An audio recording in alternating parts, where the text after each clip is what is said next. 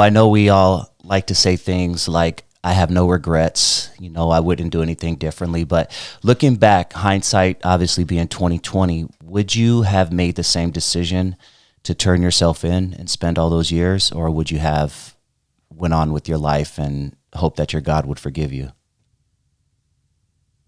Well, I don't know. Do I think I would have changed of my own if I hadn't taken responsibility? I'm not too sure about that. In my own situation there. The reality is that I don't have to make that decision about that. In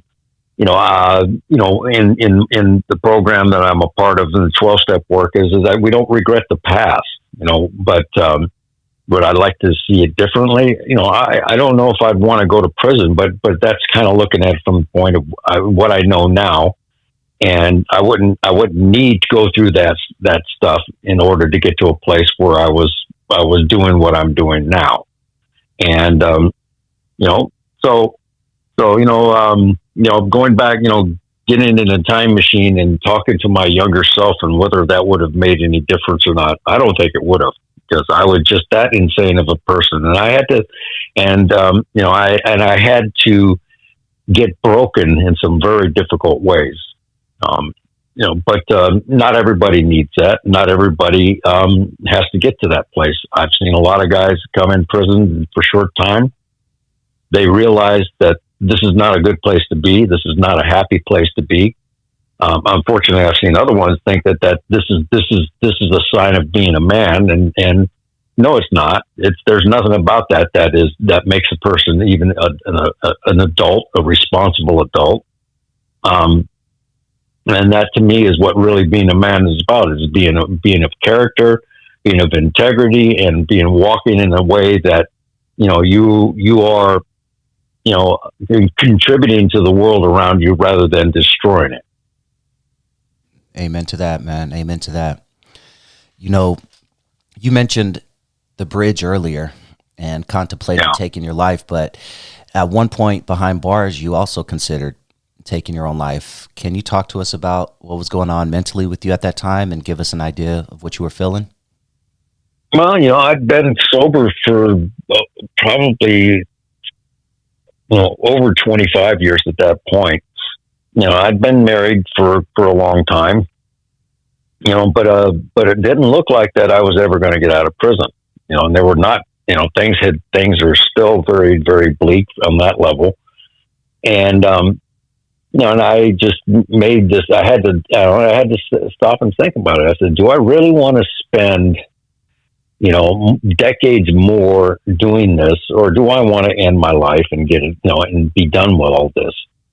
And and the reality is that anybody in my position, and they don't really think about it, I think that they're lying to themselves, because it's a dark place to be. But looking over that edge, I saw that, okay, it sucks in here, but I'll give this world another try. I'll give this effort. I'll make another effort at it, because I didn't go and just say, fuck everything, and I'm just going to go crazy on people. I just decided I didn't want to be a part of this anymore.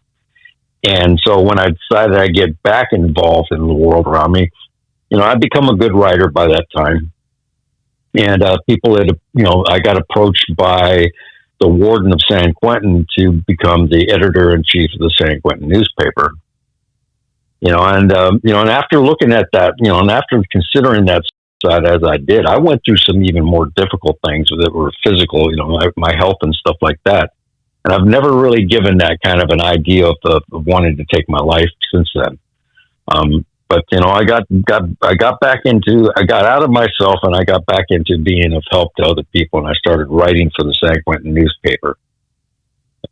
Yeah, I want to talk about that. Let's talk about your transformation to San Quentin. You mentioned you were up north in CM. I'm sorry, you said CM. Where did you say again? CMS. Yes, yeah, okay. And how did you get transferred over to San Quentin?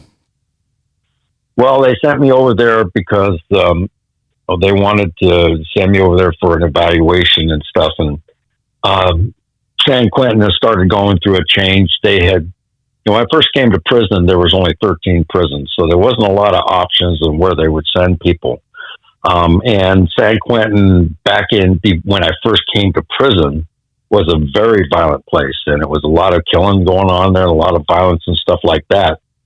But they built up a bunch of other prisons, one in particular up in Pelican Bay, up in far north of California, and they started sending a lot of those people that wanted to act that way and behave that way to that prison.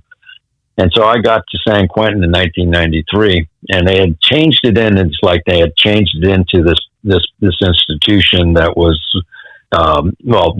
they had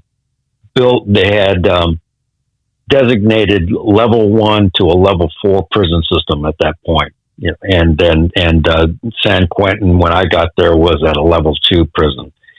And it wasn't as violent as it was back then. The people that had behaved that way, they had sent off to other institutions, and they had put them in lockup units and stuff. And so I started my life there in 1993, and that's eventually where I paroled from, and over 23 years later. So and it was a different environment. I mean, sure, there was violence there, and there was people that got hurt, and people got in fights and stabbings and everything else, but nothing like it was before. And the reality was, and I can say this for anybody who's real, thinking that if you go to prison, you got to be a part of gangs and stuff like that. No, you don't. There's the way I chose to live my life. If I wanted to get involved in gangs, I could have. But the reality was that I said, no, I'm not going to be a part of that. And they may be a little intimidating at first, but the reality was that, the pressures that they put on me, I said, no, I don't want to be a part of it. And they quickly moved on to find somebody who was more willing to do what they wanted them to do. So, being there and doing what I was doing, I kept to myself on that level. What I learned as far as life in prison is I stuck with winners.